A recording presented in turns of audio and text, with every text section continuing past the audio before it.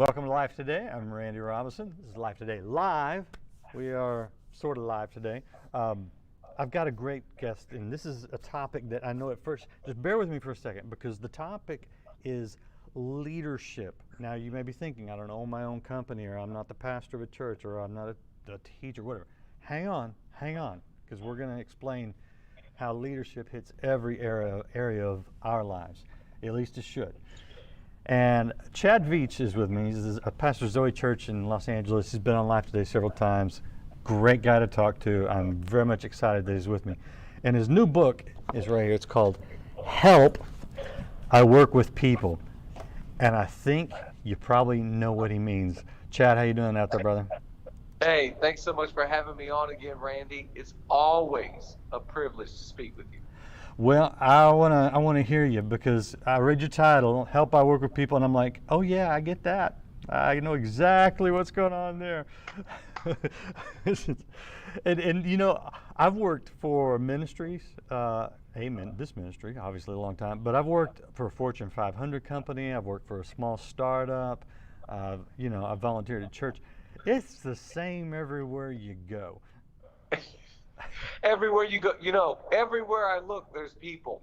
And it's so funny. People will often say, I'd love my church if it weren't for the people, or I'd love my workplace if it weren't for the people. And I often think, people aren't always the problem. I think we've got to turn our perspective to start thinking, the greatest part of any place, it's not the building, it's the people.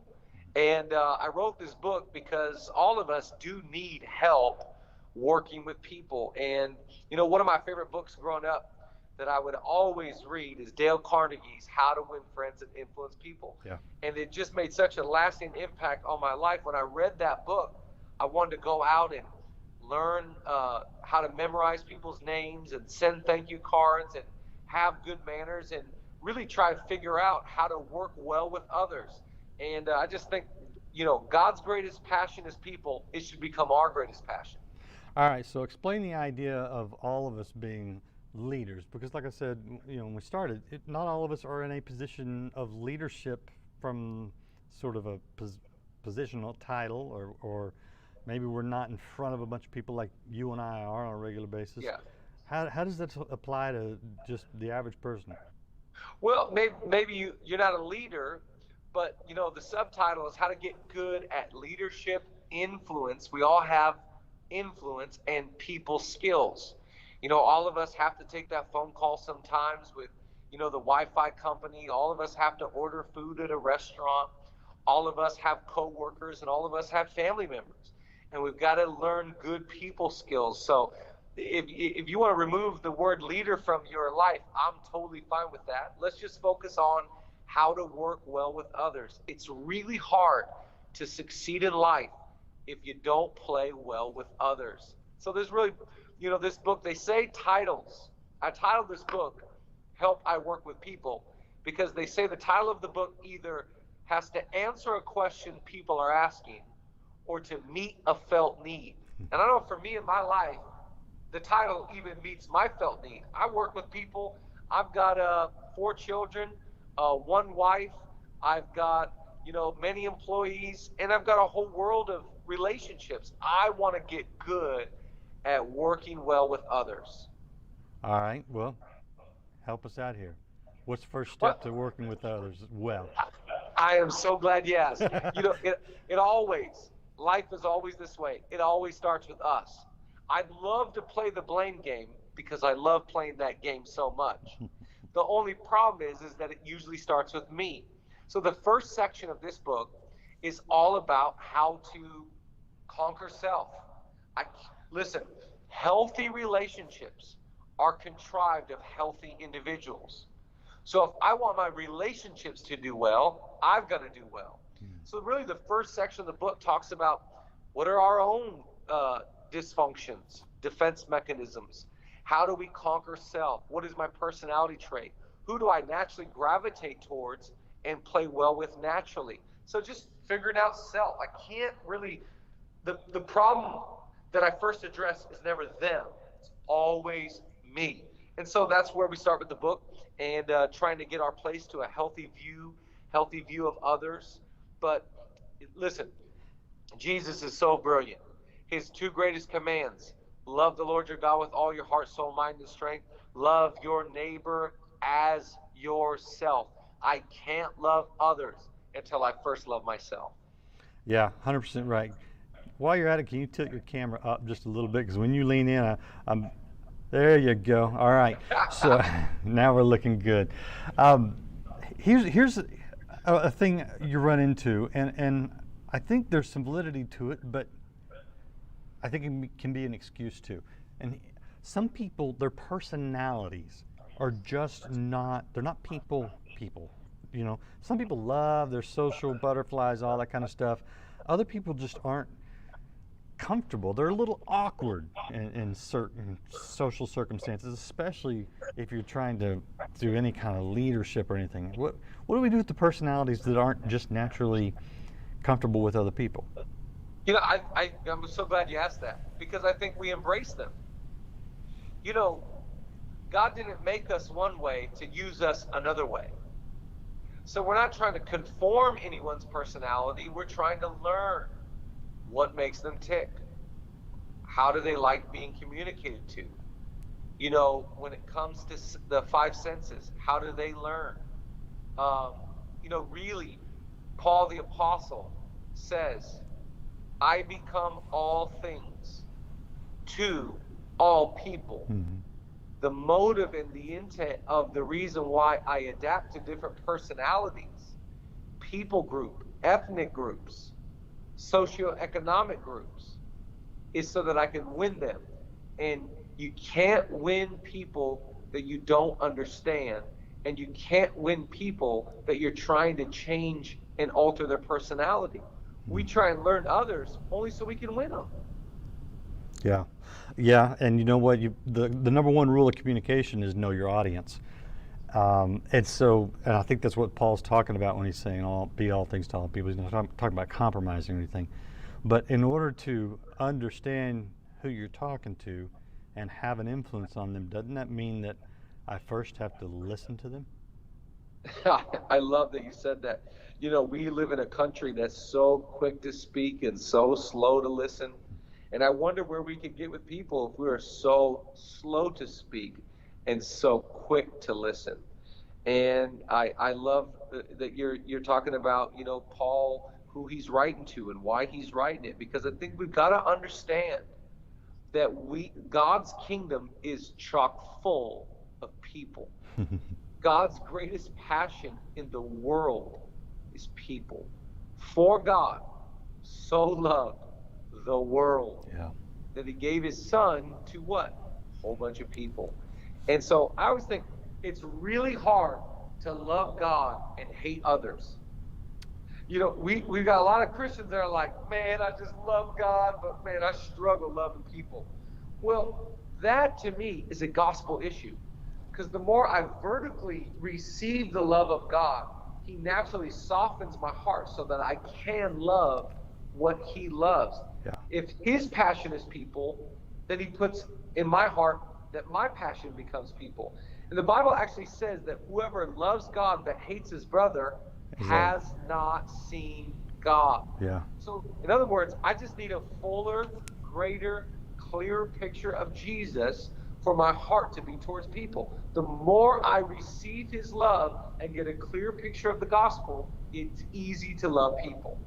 Yeah, 1 John 4:20, if you say you love God but don't love your brother or sister, you're a liar. It's hard. I didn't want to go there. I didn't want to call anybody a liar. You said it, not me. First John said it in the first epistle of John. Anyway, first look it up. 1 John 4:20. I know it. Yeah, you know that. So it's hard to influence people when you're a liar. Would you say is that a fair statement? Whoa. That could be, I haven't seen it worked out yet. Yeah. You might get away with it for a little short time, but it's not going to last long. Yeah, at least in a godly way. I mean, there's deception, but that's not a God. So okay, so we listen to our audience. We try to learn about our audience, but where should we be trying to take them? Is it just a matter of manipulating them to get them on our side? I mean, what's the purpose of influence? What should it be anyway? Well, really the third section of the book. So the first section is, you got to deal with self. Second section is how I deal with relationship, one-on-one. And the third section is how do I lead groups, families, teams, organization. So I think you have to define your win. Why do you want great people skills? Why do you want to be good at influence? What, maybe you've got to start a business. Maybe you are the coach of a football team. Maybe you're a stay-at-home mom and you want to raise these kids so well. Whatever it is, you got to define what the win is for you so that you can clearly get your intent right. And when you do that, that group will be your motivation. Mm. Yeah, I get it. I get it. We're talking to Chad Veach. He's the pastor of Zoe Church and he's the author of this new book, Help I Work with People. We're talking about being good at influence and leadership and people skills. It is available for pre-order right now, so if you go to Amazon or any other place where fine books are sold, you should be able to get it for pre-order. It'll be out in August, so give you something to look forward to. I'm curious, Chad, why, you're a pastor, so obviously that comes into this whole thing, but where have you had to work this out the most? Because, it's not just you regurgitating what you've read in other books. I know this is coming out of personal experience, so I'm just curious where's your on-the-job training at Influence? Yeah, well, I started out, at 19 years old. I worked my first job in ministry in East LA as a youth pastor, and I worked with youth for 15 years before I would move to Los Angeles to start our church Zoe. So I've had 20 plus years of experience of learning how to lead others, of all generations, of all ethnicities, and again, all socioeconomic backgrounds.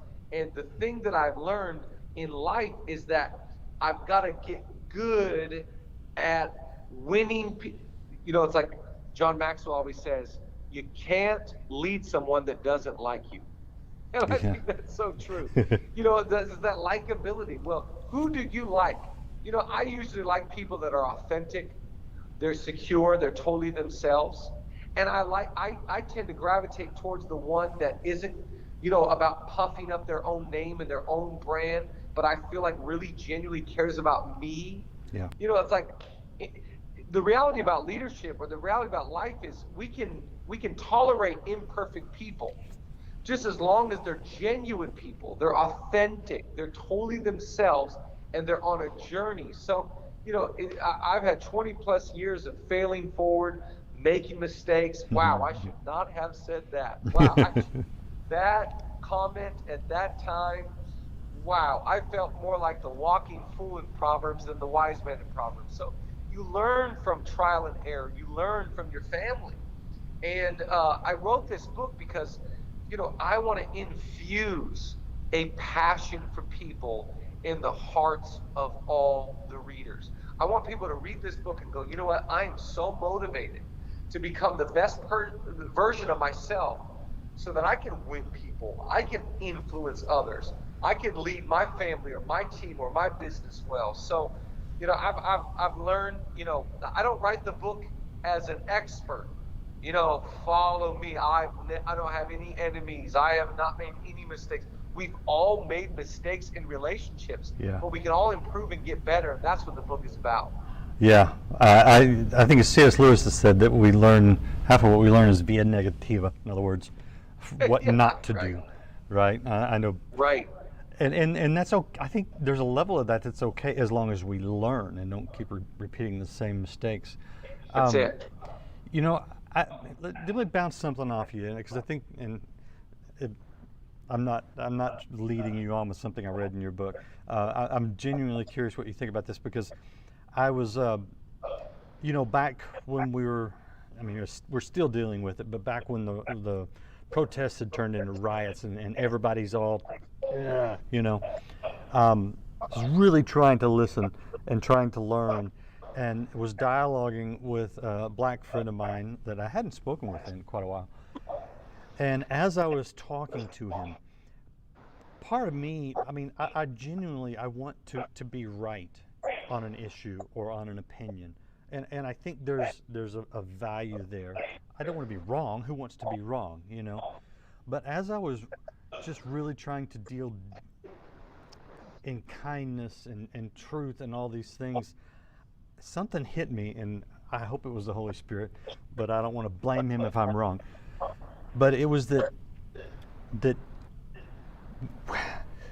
Jesus is in some ways more interested, I think, in the relationship than in being right. And I think we see this in our relationship with him, in that while we were yet sinners, he died for us.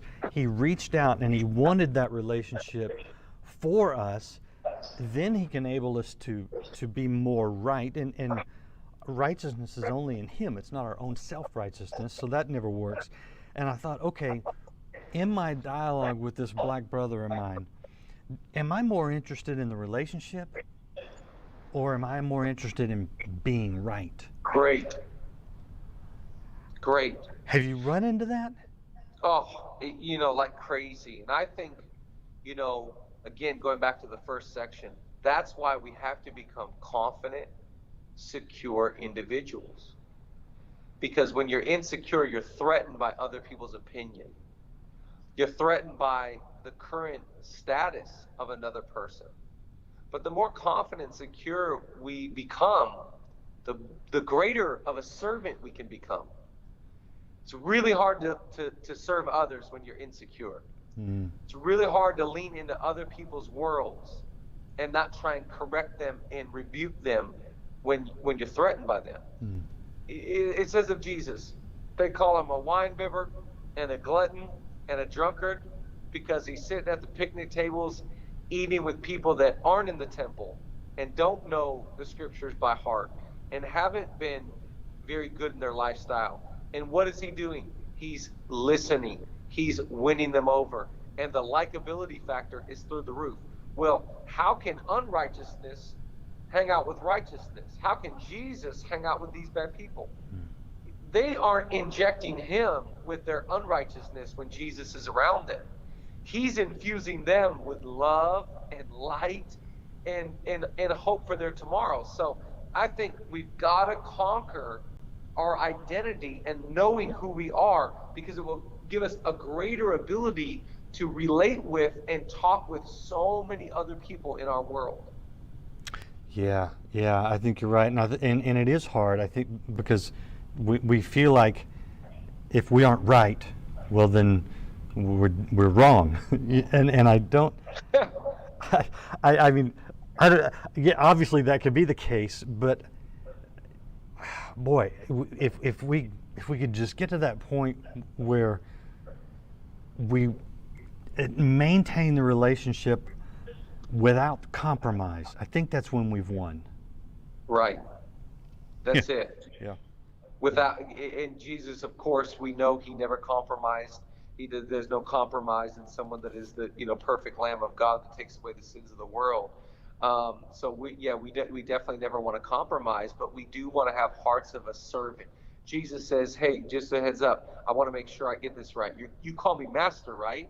And they're like, oh my gosh, absolutely, for sure. He goes, okay, well, if I'm the master and I came to serve, that's the whole point of this book. Yeah. It's just going like, hey, let's serve. And the way that we serve is we get good at people skills. We get good at becoming the best leader that we can become. I think that will open up a huge momentum in our relationships. A lot of people, their biggest disappointment is relationships gone bad. Friendships, family members, sibling rivalry, marriages. Our biggest disappointments are not, money we missed out on or this investment we could have had. It always goes back to relationships. Relational currency is the most important thing to us right here on the planet. Mm-hmm. And so we've got to take time and go, help, I've made some mistakes. Help, I don't know what to do with my neighbor that keeps telling me, turn down the music. Or I don't know what to do with this, person I work with, that brings this lunch to our workplace and it stinks up the whole kitchen. Yeah, I don't know what to do here. And so we've got to learn how to get good with people so we can win with them. Yep, good words. We're talking, in case you're a little late here, we're talking to Chad Veach, pastor of Zoe Church. There's the website. Come on, pop up for me.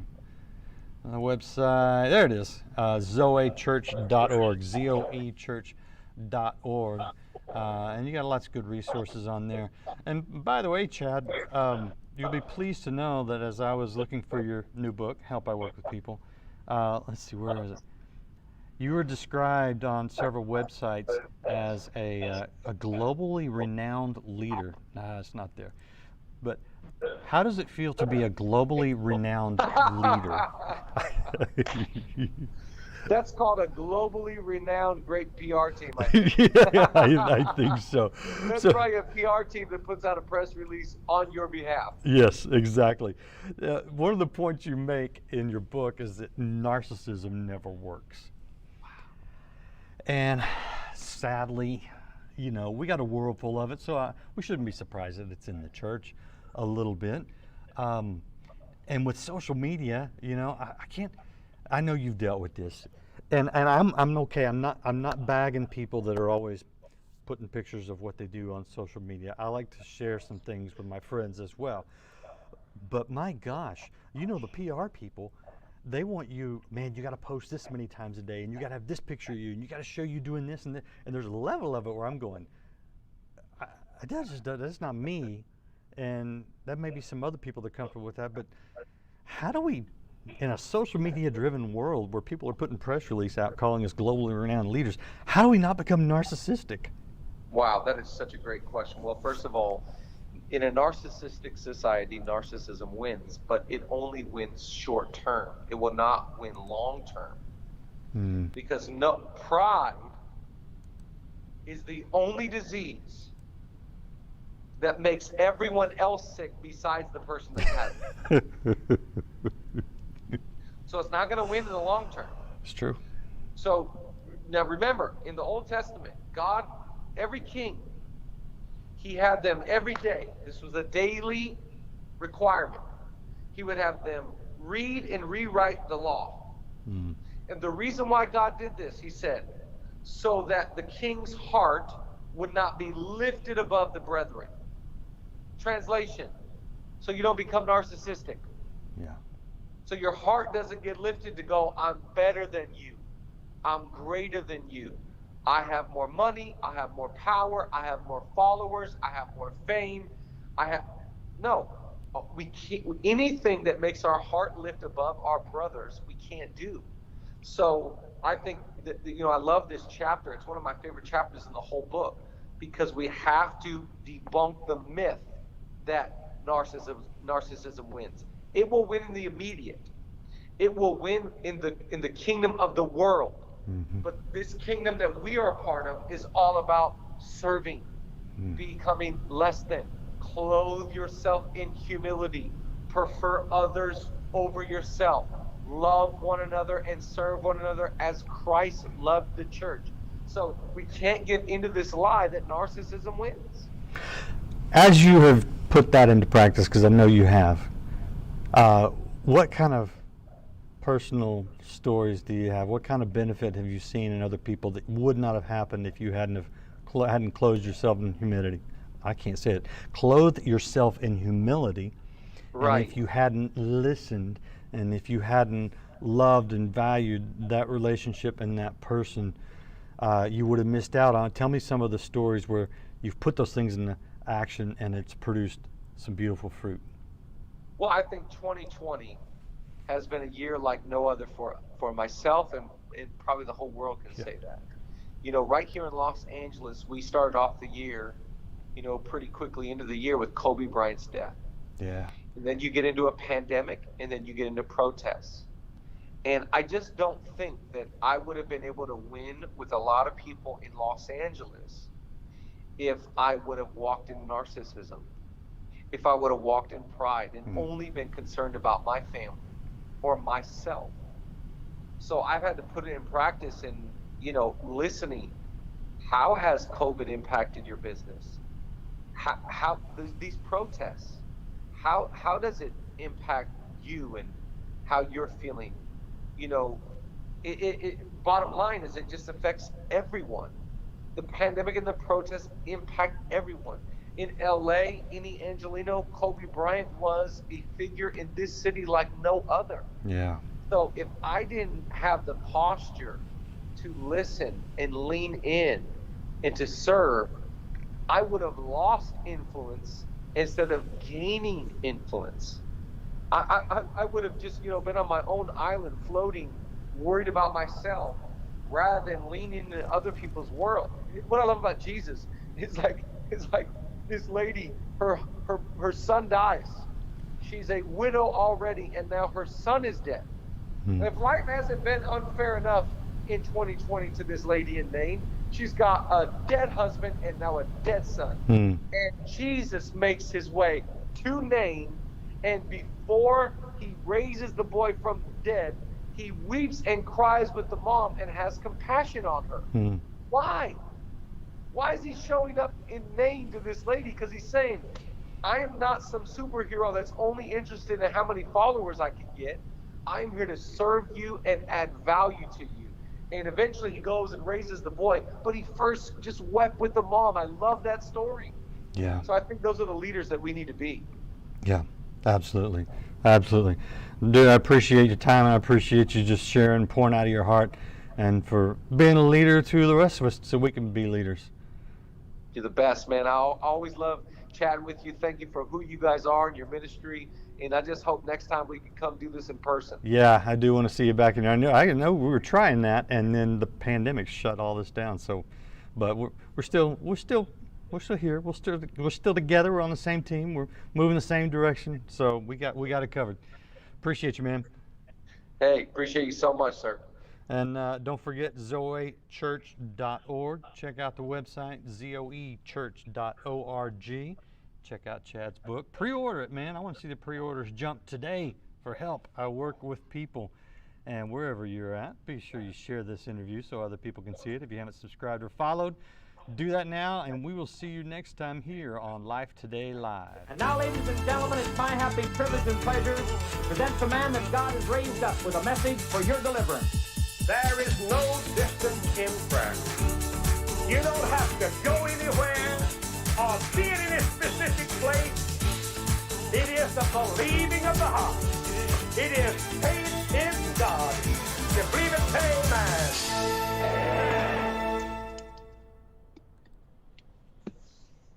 Okay.